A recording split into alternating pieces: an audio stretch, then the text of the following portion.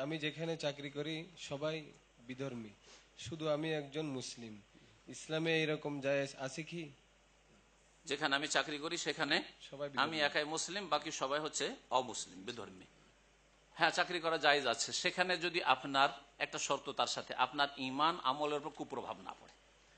ওদের সাথে চাকরি করতে গিয়ে যদি আপনার নামাজ ছেড়ে দেন, আপনি ওদের সাথে চাকরি করতে গিয়ে ওদের ভ্রান্ত আকীদা দিয়ে যদি প্রভাবিত হওয়ার আশঙ্কা থাকে, হ্যাঁ, চরিত্র খারাপ হওয়ার আশঙ্কা থাকে, সেখানে অবাধ মেলামেশা, যেখানে আপনার চরিত্র নষ্ট হওয়ার আশঙ্কা রয়েছে, তাহলে আপনি কেটে পড়বেন।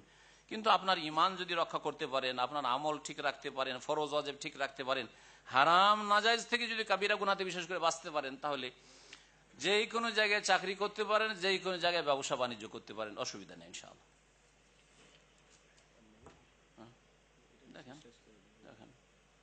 একবার প্রশ্ন করেছেন, যারা পৃথিবীতে সৎভাবে বেঁচে থাকতে চায় তাদের কি সমস্যা বেশি হয়ে থাকে? আমি নতুন বিবাহ করেছি, আমাদের জন্য দোয়া করবেন। এক ভাই বলছেন যে যারা কি পৃথিবীতে সৎভাবে বেঁচে থাকতে চায় তাদের কি বেশি সমস্যা হতে পারে? না, কখনো না। তবে আল্লাহ রাব্বুল আলামিনের পরীক্ষা হতে পারে, সমস্যা হতে পারে না, পরীক্ষা হতে পারে। শুনে রাখেন, কি হয়? পরীক্ষা হতে পারে। শুনে রাখেন, মুমিন বান্দার, নেক লোকের, ভালো মানুষের পরীক্ষা হয়, সমস্যা হয় না, বালা মুসিবত আসে না। সমস্যা হচ্ছে বালা মুসিবত।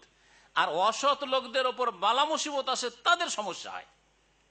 এই জন্য রাসূলুল্লাহ সাহাবায়ে কেরামরা এত কষ্টে থাকলে কখনো বিচলিত হন না। পরীক্ষা হয়েছে। ইব্রাহিম আলাইহিস সালামকে আগুনে ফেলা হয়েছে, হ্যাঁ, আপনার কি হয়েছে? নবী সাল্লাল্লাহু আলাইহি ওয়াসাল্লামকে বিষ দেওয়া হয়েছে, আমার আপনার কখনো হয়েছে? নবী সাল্লাল্লাহু আলাইহি ওয়াসাল্লামকে কয়েক বছর তার বংশকে অবরোধ করা হয়েছে, জেলখানার চাইতে কষ্ট, কোনো দানা পানি যেতে দেওয়া হতো না। শেবে আবি তালেবে মক্কায়। আপনার আমার সাথে কথা হয়েছে যে এক ঘরে এমন করে দেওয়া হয়েছে যে হাট বাজার থেকে কিছু কিনতেও দিচ্ছে না, এরকম কি করেছে?